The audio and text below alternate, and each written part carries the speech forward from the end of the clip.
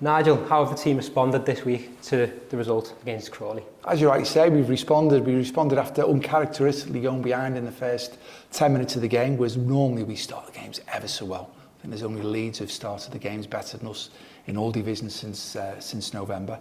But we responded really well, played some good goals, played some good football, scored a real good goal. Shame we got a couple of players who were injured, but over the course of the game, there's some good things and some things we've got to improve on. It's clear to see.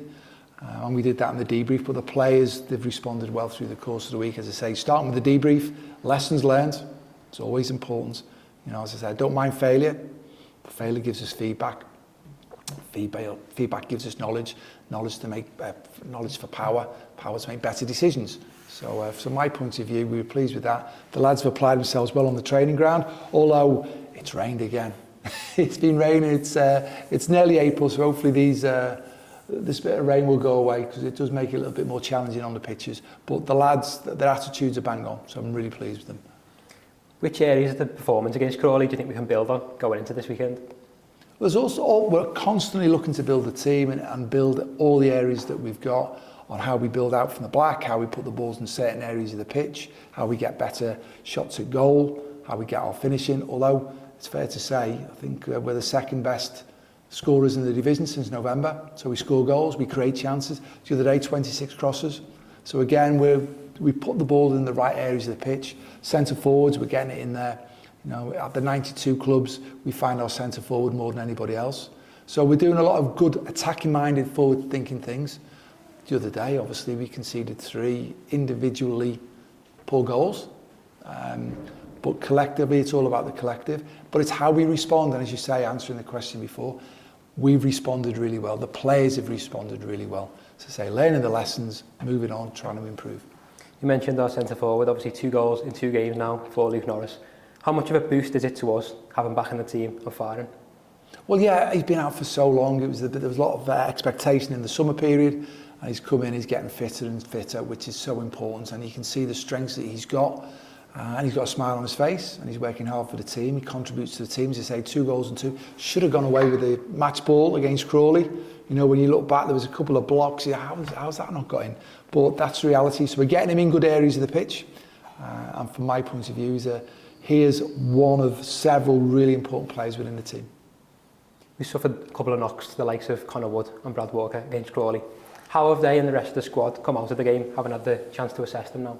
Yeah, obviously Connor Wood and Brad Walker, they've been really good. Connor Wood has been exceptional for us down that left-back position.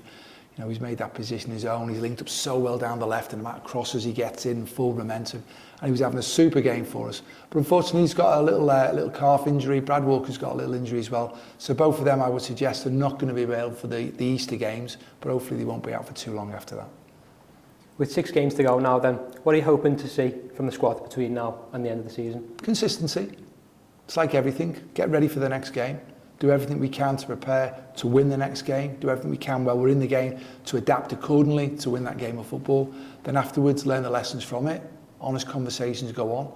I don't mind failure, because failure gives us the feedback to gain more knowledge. That knowledge then gives us power to make better decisions in the future. So from my point of view, it's being consistent with that. Every day, come in, strive to be the best you got. We've got a team environment, keep talking about it. Together, everyone achieves more. A team culture, should I say, together everyone achieves more. And we've got a learning environment. Come in constantly, strive to want to improve, to want to learn. So from my point of view, it's being consistent in that. I'd like to say from November, we've been winning games of football. We've been scoring goals. We haven't been conceding as many goals. So there's things that we've been doing really well, and we need to continue that and build on that. Obviously, there's things that we're well aware of that we need to improve on, and we've been working on it.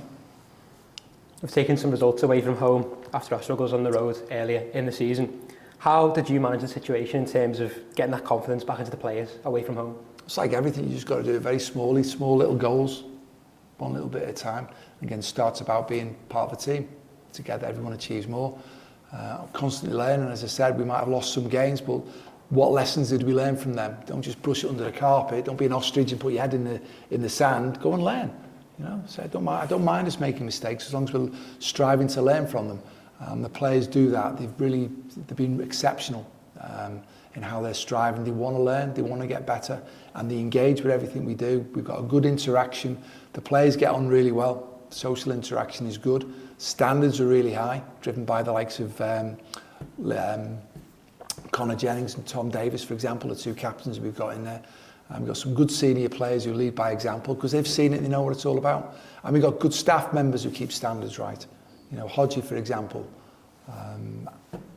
Parky. We've got real good members of staff who work extremely hard, and that's the whole collective of everybody. We take on Bradford obviously this Friday. We've struggled of late. But to what extent do we need to still be aware of the threat that they pose? Massive threats. Obviously, we played them early on in the season. I thought we were exceptional on the evening. We worked ever so hard. We played some good football. We scored some good goals. But we're going to go to Bradford on Friday. And it's like Sun Tzu, we keep talking about it. You know, the battle's won before you get on the battlefield. We know that the pitch is going to be challenging. We know there's probably going to be a bit of disruption around it. Can't control them. We know that the opposition have got massive threats. You know, with Tranmere Rovers' favourite before, the big centre forward, you know, Cookie, it's going to be a handful. We know that. But what can we do to impose ourselves on how we want to go and play is what we've been focusing on.